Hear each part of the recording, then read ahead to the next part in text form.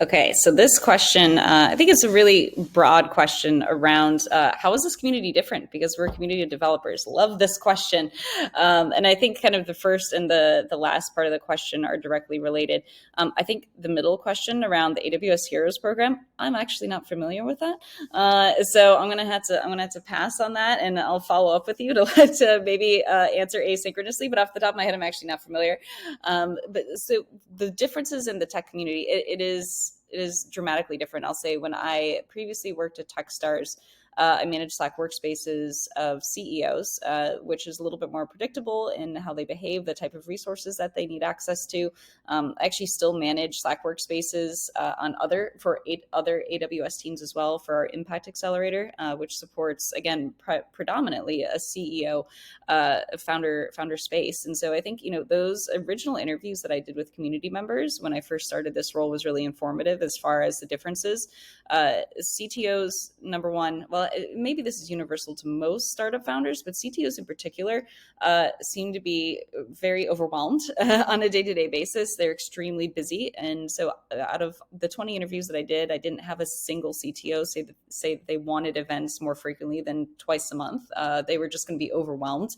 We also do a monthly email newsletter just based on that feedback. They didn't want to have daily Slack notifications. The channels would drive them crazy because the likelihood that they're in 15 different Slack workspaces and a few Discords, really high. So they didn't want to have a lot of notifications coming from us. So we honestly are more or less hands off. I try to not quote unquote pester community members too much with regular notifications and regular messaging.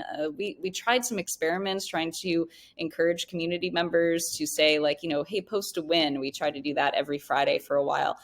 There's just really falling flat because the community members, we realize that they leverage the community. The CTOs come in and they ask a technical question when they really need help with something. We have a number of, I would call super users that are there, always kind of the first people that are responding to those technical questions.